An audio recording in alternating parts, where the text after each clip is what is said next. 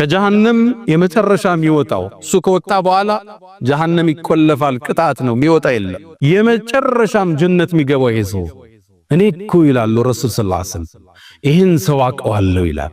በሲራጥ ላይ ከጀሃነም ወጥቶ ይራመዳል። አንዴ ይራመድና ደክሞታል፣ ስራውም አላስጓዘውም፣ ይወድቃል። አንዲያ ወተስፈአሁ النار መራ ከታች የጀሃነም ወላፈን ፊቱን ያገኘዋል፣ ያጠቁረዋል። እንደዛ እየዳኸ የጀሃነም ዳርቻ ላይ ይደርሳል። ከዛም ስቃዩን ያስታውስና ዞር ብሎ ተባረከ الذي نجاني ካንቺ ነጃ ያወጣኝ አላህ ረድኤቱ ሰፋ ይላል። لقد أعطاني الله شيئا ما لم يعطي أحدا من الأولين والآخرين ከመጀመሪያው ትውልድም ከመጨረሻውን ያልሰጠውን ጸጋ ሰጥቶኛል ይላል። ከጀሃነም ነፃ ወጣ። ከዛ ጉድ አላህ አወጣ። የተለያዩ የበር ክፍሎች አላት። ለሃ ሰብዓቱ አብዋብ የተለያዩ የሆኑ ዋሻዎች አሏት፣ እባቡ ዘንዶ ያለበት። ተባረከ الذي نجاني منك ካንቺ ያወጣኝ ጌታ ረድኤቱ ሰፋ ይላል። ዛም ጀሃነም ዳርቻ ላይ ቁጭ ብሎ አላህ ከቅርብ ርቀት የጀነት ዛፍ ያሳየዋል። ስሮቿ ከወርቅ ይሆን፣ መስኩም ያምር፣ ወንዞቿ ያምር። ከዛ ትንሽ ይቆይና አላህ ወይ ይላል፣ ጥሪ ያቀርባል ይላሉ ነብዩ አለይሂ ሰላቱ ወሰለም። ወደዚህ ዛፍ አስጠጋኝ ይላል።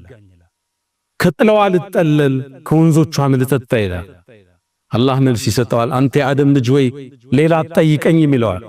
በልቅና ይሁንብኛል ጠይቀህ ይላል። አላህም ወደዚህ ቦታ ይወስደዋል።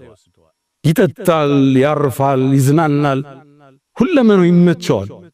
ትንሽ እንደቆየ ከቅርብ ርቀት አላህ ከመጀመሪያው የምታምር ያሳየዋል። የጀነት ዛፍ መስኩ፣ ወንዙ። ከዛ አላህን እንዴት ይጠይቅ? አልጠይቅም ብሎ ነበር።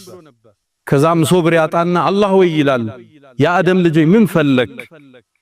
ወደዚህ ዛፍ አስጠጋኝ ይላል። አንተ የአደም ልጅ ወይ አልጠይቅም ብለህ ቅድም አልማልክም ይለዋል። ግዴለም ሌላ አልጠይቅም ወዕዘቲክ በልቅና ይሆንብኝ ይለዋል። አላህም ያስጠጋዋል፣ በምቾት ያሳልፋል።